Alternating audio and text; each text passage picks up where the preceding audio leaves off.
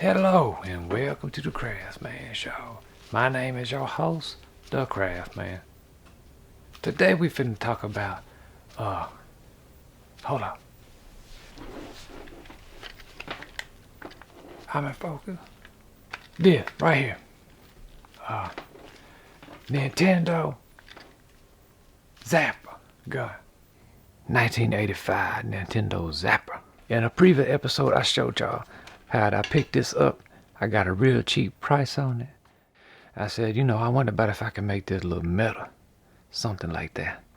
But what's neat is I went back up into the game exchange. When I went up there and got me a gray original. Look, $9.95. That's what it was supposed to cost. But guess what? $2.95. The price has dropped on these because ain't nobody hardly got CRT television no more. Cathode ray tube.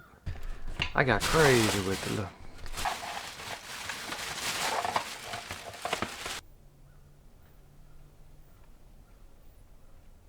I said, if nothing else, we could just make us a mold of this, cast it in metal, and then maybe do a belt buckle, something like that. So we want to make this plastic Nintendo Zapper look like it's made out of metal. And also, I thought I would throw in a little bonus. I went and got these right here off of Amazon. I thought this might be a real easy way that we can take and put a sound up in the blaster, so that way when you pull the trigger, it'll make different sounds. And this is customizable. You can hook that up and record whatever that you want onto this. And also I got another version of it right here. That's a different one. Basically it's gonna come down to whichever one of these we can get to fit up in this thing. Is that gonna fit? Looks like it should. I think we can make it work.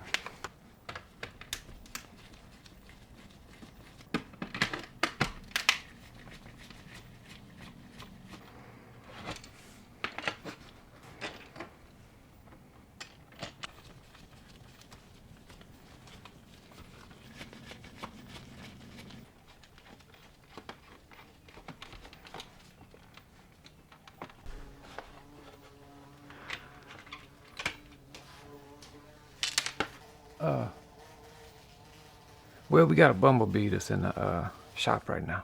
So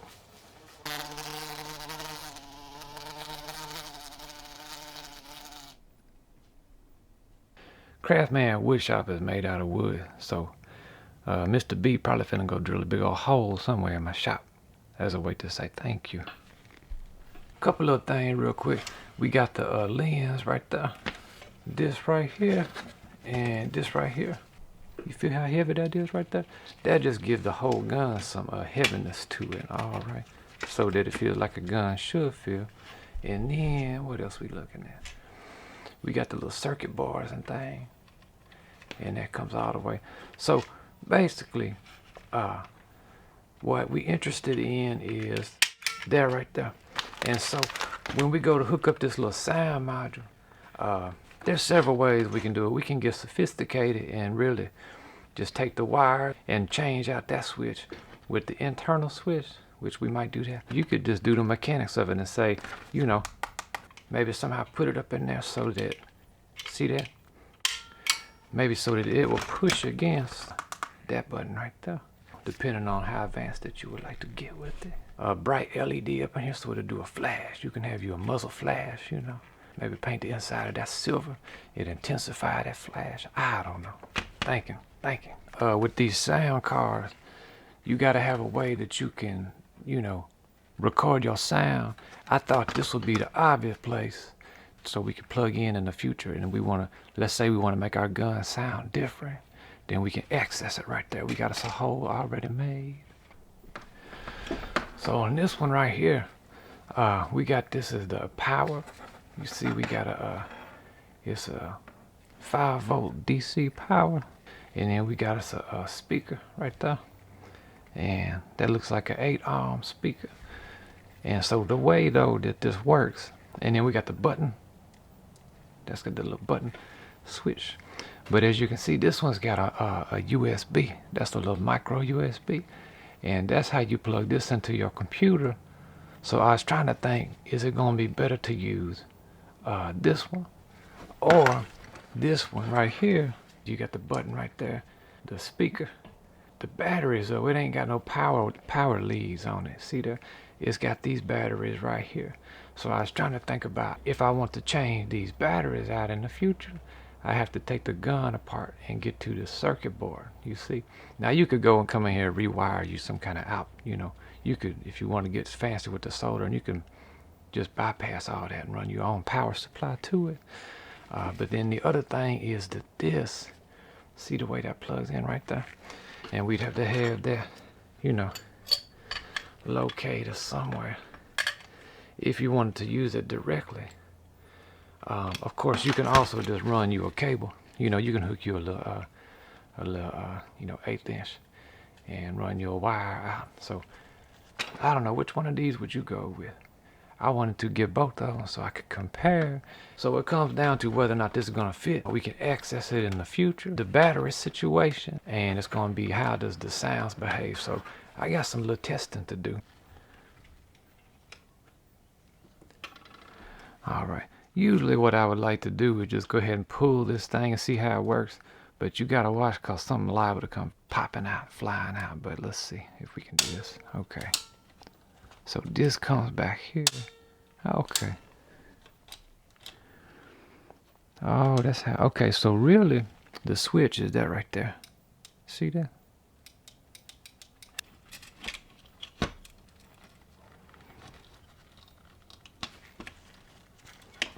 All right, so to release this wire, I'm gonna have to take these 2 screws out, take that whole mechanism up. And, you know, always I'm concerned with, am I gonna get this thing back in here?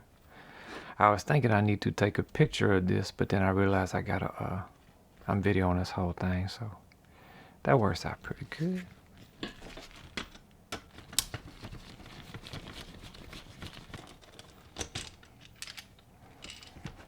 All right.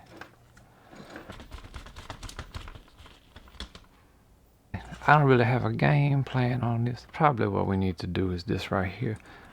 We just go ahead and use the original switch right there. And see these wires right here? We just change this out. Just connect these wires to these wires. And then, you know, hey, if it ain't broke, then don't worry about trying to, you know, repair it. This sound card right here, I got to research in this. It said that you can hook up a rechargeable lithium ion battery to this right here.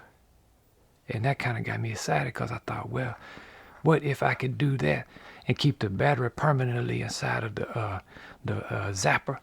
And then I got me one place I just hooked me up. I could do my sound transfer anytime I want to change the gun sound. And also I could charge the battery. Because from what I read in the reviews, that this USB will charge that 3.7 volt lithium ion battery. Are y'all excited? Anyway, so I just went to Amazon. I ordered me a little battery real quick because I ain't got one of them 3.7. And that's on its way. Should be here in a couple of days. In the meantime, let's see what we can do about painting this thing, though. You could do you a primer, you know, whatever you want to. I think I'm going to do just a little bit of sanding on this with my dust mask. Anything that's going to stir up some dust particle floating around and you're going to be breathing that, go ahead and get you a dust mask on.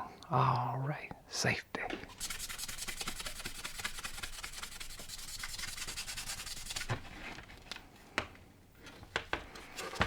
This is going to give you some tooth, T-O-O-T-H, for your paint to grab onto. All right. I'll switch to the 320 grit right there. See that? Previously, I was using a sanding spun 400 grit.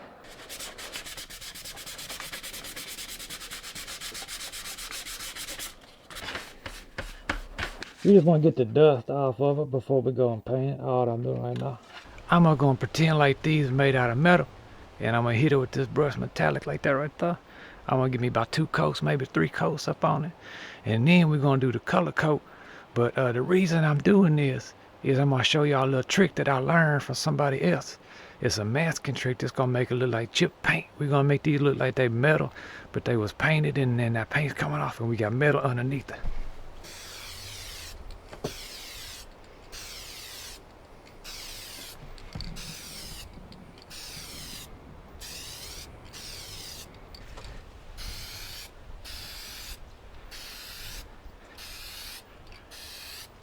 Orange is one of my favorite colors, just in case anybody ever asked y'all.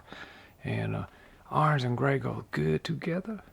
And so I thought about maybe, the gold is, I want it to kind of be similar to the original, but I got some other little colors here too that, like that right there. You can go with that and get you some Star Wars rustic sci-fi going on like that. It probably don't make sense in real life for a gun to be a bright color. We trying to keep in the spirit of the Nintendo Zapper. So I thought, hey, let's do this right here. These two colors. We could change it if we don't like it.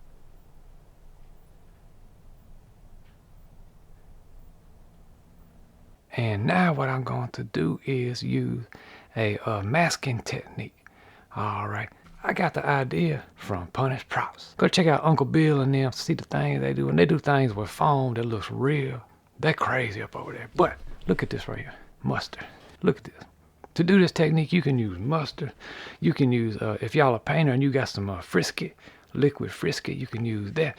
You can use toothpaste. My dentist gave me this. This is a sample tooth gel right there.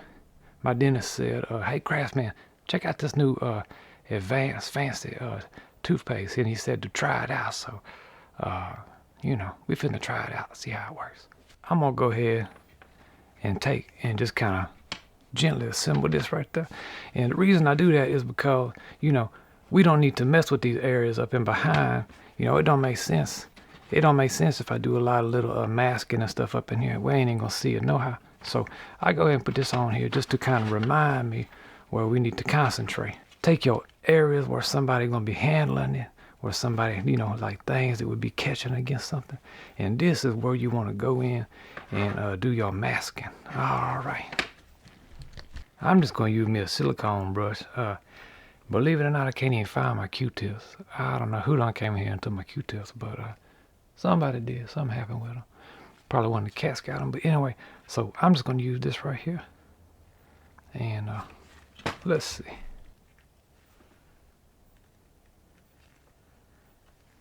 That's too much.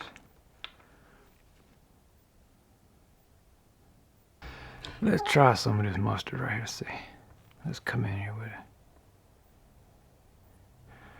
One neat thing I can say right away about the mustard is that you can see it easily. So Bill and them might have been on to something over Punished Props. Thank y'all for this tip right here. Things, think about you trying to tell a story with this thing. This blaster has done seen some battle, some action. Somebody done used this in the thick of it. They was playing duck hunt, whatever it might have been. And, maybe it's caught on something, and just come up in here, just hit you something like a little dots and thing every once in a while. Just kind of have fun with it, Usually I try to concentrate on the corners and things like that, but, you just kind of think about how it would be, come on in there like that. And don't worry about getting it exact, because after we do this, you have opportunity to come in and wear back some of that. The reason I did a couple coats of that metal is so I can still sand it down just a little bit when I paint it, and we can still get back to that metal effect.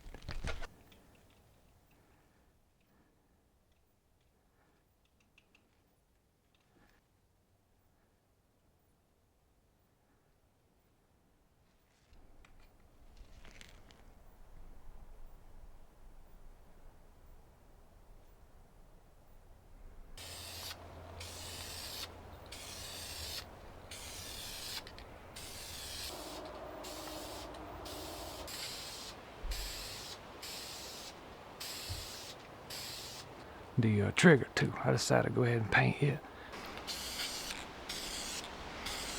They should be relatively dry right about now. It's good enough that we can go on ahead. Just got me a little bit of water on a paper towel, and I'm just gonna come in here and do that right there with it.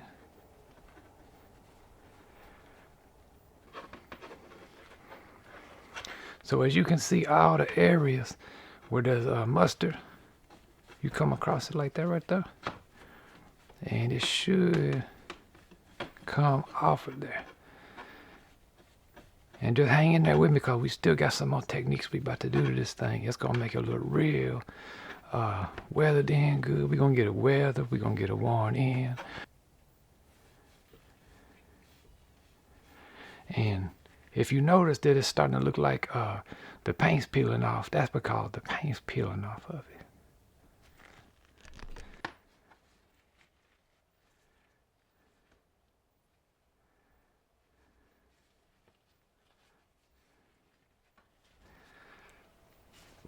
I'm gonna take this and give me some water and just get this mustard. This is mustard all up over this thing. So I'm gonna go rinse it off. I'll be right back momentarily.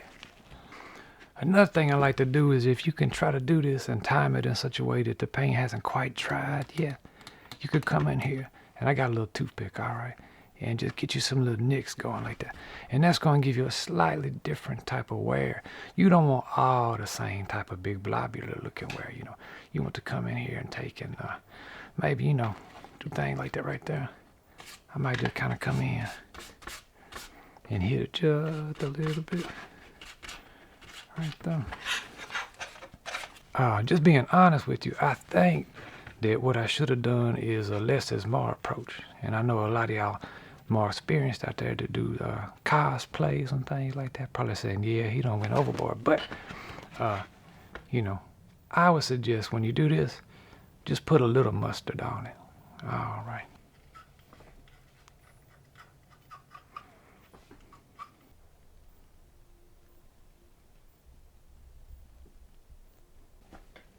You also can be more subtle with it. I find that to get the best realistic, hard metal look, focus on the edges and things like that. Check these out right here.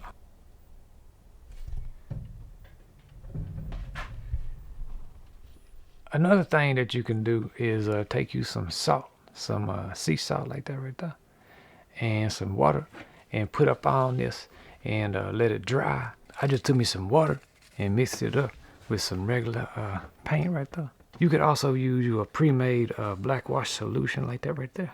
This is kind of expensive right here though for such a big project, so I figured we just, you know, make our own black wash.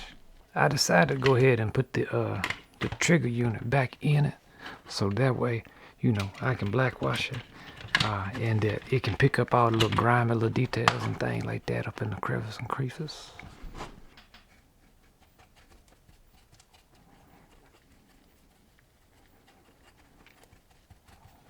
Might could have diluted it more, but that's all right.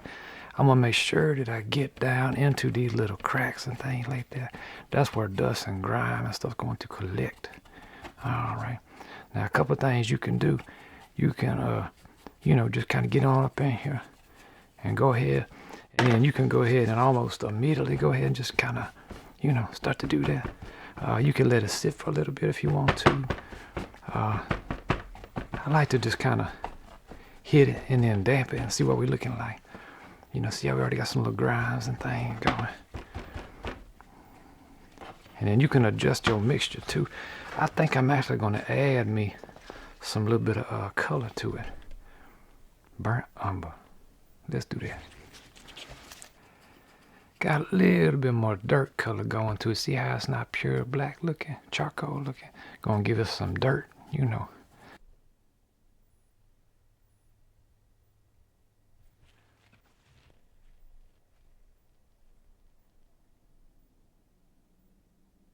I guess now it's time to figure out how to make all the electronic stuff fit up inside of here.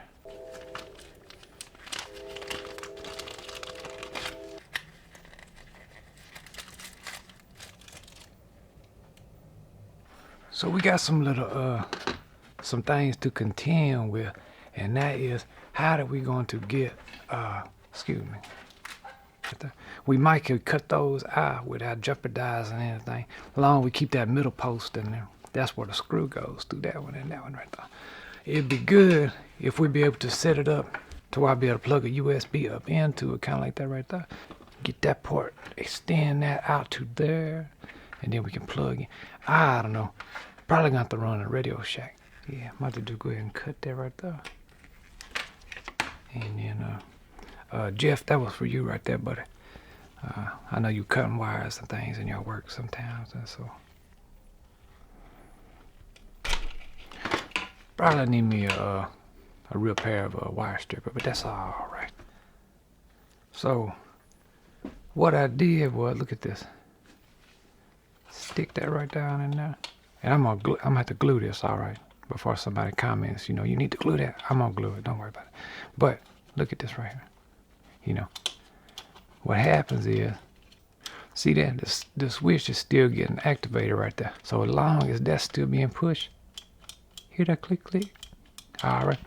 And then this ain't going back so far that it releases this right here. So we don't have to worry about that sound, all right? That right there. Necessity is the mother of inventions. And also George Washington Carver said, look at this peanut. All right, so I done went ahead and put me some glue up on that. And I'm gonna move it over a little bit. So I just use my little hair clip looking thing, and we got that clipped in place. Let's let that dry. Now I'm about to put on my dust mask and go to town with this Dremel tool, see what we can get done. Also safety goggles.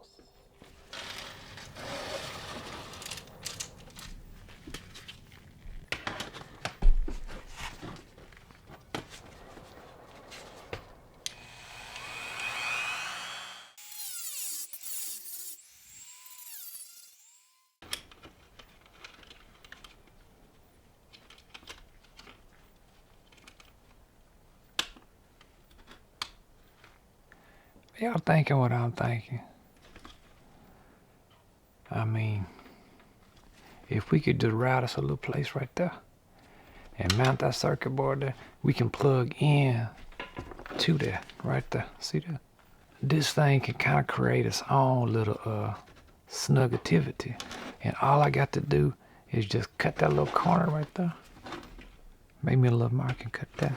And then cut this out right there.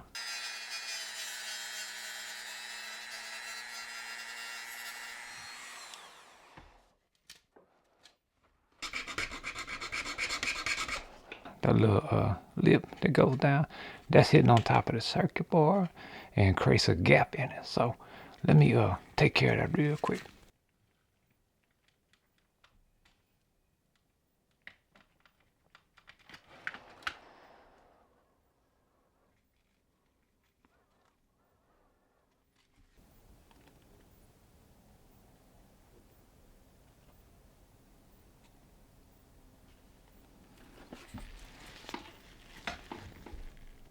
So now we got a battery wired to this permanently, and hopefully we could just kind of tuck all this into the gun and just leave it there, and then all we got to worry about is accessing that USB right there.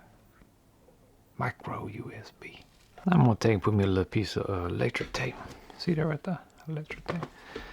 And all I'm doing that for is just to keep things from shorting out, you know. If these two wires touch. I was about to get this long speech about, you know, you got to be the lithium ion battery power, but also you got to be heavy at the same time. And I was just gonna put a lot of pressure on the little battery, but look at this right here. Tell me that don't fit up in there nice.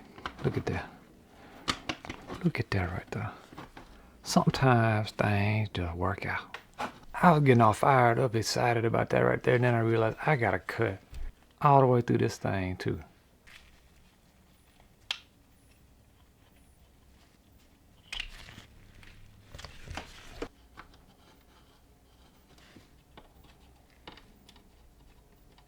I was gonna cut me a little recess, all right, but I only can cut from here up to about right there. It will be that will be covered by that right there, and that's going to allow some of that sound to come out. Cause see how that's kind of got a little curvature like that, a little angle to it. Maybe that'll create a little resonance cavity or some kind of musical term like that. Audio.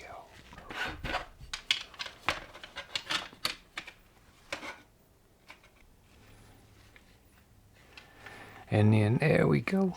Got it back together. Thing that's got me a little bit nervous right now is we gotta test and see, does this right here, when we hook it to the computer, is it gonna work? Other than that, I'm real pleased. Probably could do something to stop that hole up right there, so I don't get no wasps crawling up in there making a wasp nest, something like that. But you know, let's check it out.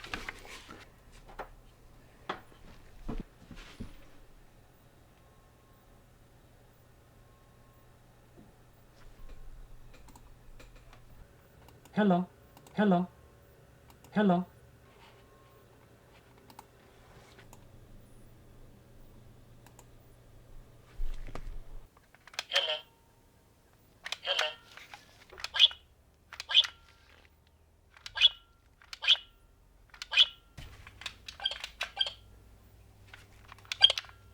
And you also can just put you an MP3 up on it.